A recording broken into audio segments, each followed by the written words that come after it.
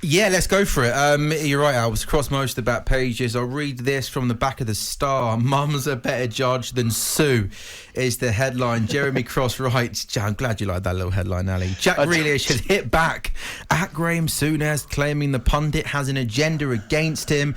The England playmaker has told Souness... Is he hitting back? I think he's just giving his side of it.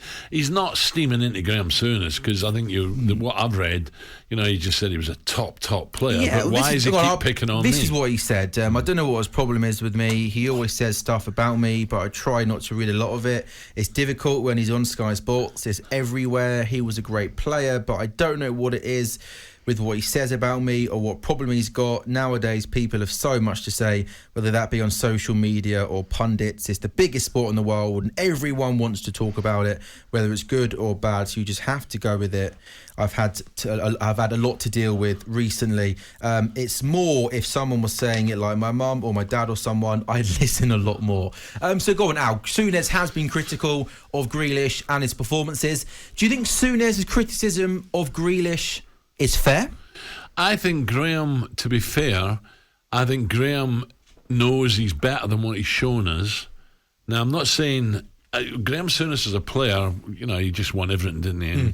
And he was a top pro, really looked after himself. Jack's young, right? And maybe he feels that he could be getting a bit more out of him if he not behaved, that's the wrong word, if he just looked after himself a bit better. But I think Jack's a flair player. I think Jack loves the ball all the time, and he's gone to a team now where everyone wants the ball. It's totally different to Villa.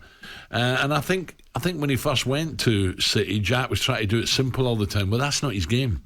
His game is give me the ball, let me cause chaos here in and around the box. And I think he is getting better. He should be scoring more goals because he's very, very talented. I think Graeme's having a dig, but I think Graeme wants him to do well. I don't know what you think, Ali. I agree with everything you said. I think Jack, I think Jack's doing absolutely fine. Could he do more? I think you're spot on. I think he could score more goals and have more assists. However, and I said it yesterday and I keep saying it, the one person, I beg your pardon, that he has to impress and who seems to be reasonably happy with him is Guardiola. Yeah. That's all Jack Grealish has to worry about, is doing a job that impresses Guardiola. Now he's doing things completely differently at City, than he would at Aston Villa. Aston Villa is the main man. He had an opportunity, particularly in that left-hand side, to hit people on the break because people would attack Aston Villa.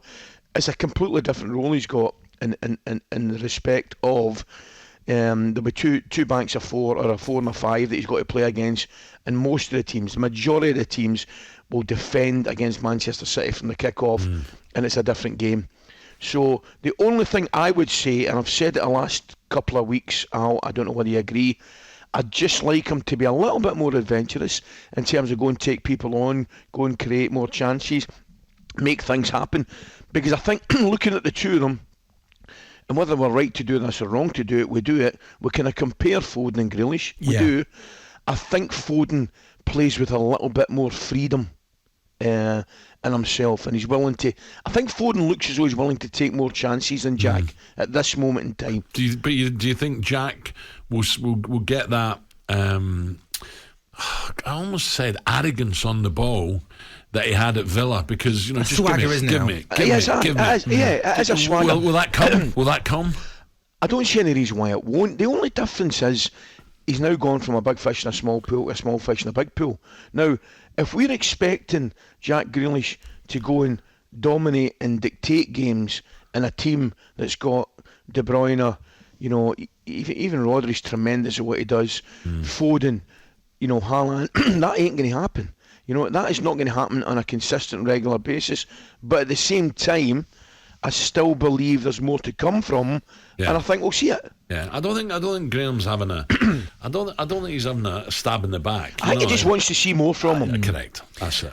We're at that time of year now where, with the World Cup not far away, everyone's making their England 11s, and there seems to be one man that is splitting a lot of opinions, and that's Harry Maguire, who's been a key part of an England, this England team, a good England team for a long period of time, but he's lost his place in the Man United team. One man who knows a thing or two about defending is Giorgio Chiellini, who's been speaking with with the Times this morning, a multiple Serie A winner, won the Euros last summer. This is what he's had to say on Maguire. I'm curious because many times England arrive at the end of the season devastated from all the matches, but now it's different. They're fresh, the group is young, but it's growing. But English players are really pressured by all the media and fans. It's not easy. I am sad for Harry Maguire because he's a good player. They require too much of him. Just because they paid £80 million for him, he has to be the best in the world every match. It's not right. The value of the market is dependent on many aspects you can't control. It's not your fault. Well, him and John Stones. You could say that about Grealish. But do you about think the money? Yeah. It's not his fault. But you think Harry Maguire is also another player? Big price tag. Is some of the criticism overhyped a little bit? Harry was doing all right until that mishap in Mykonos in Greece. And it all went pear-shaped after that. Harry was doing fine for me. Harry Maguire, I don't know about you, Ali. I thought he was doing all right. And then suddenly something happened and he just struggled after that a wee bit. And look, when you lose your confidence at the highest level, when you lose your confidence, you suddenly don't feel as quick, you don't feel as fit.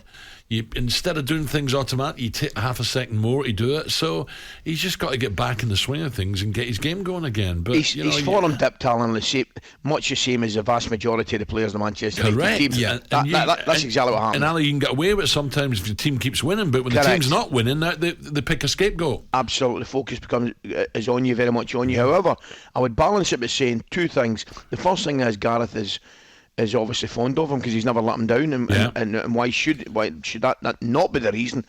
But secondly, he's got a job in his hands to get back in the United team.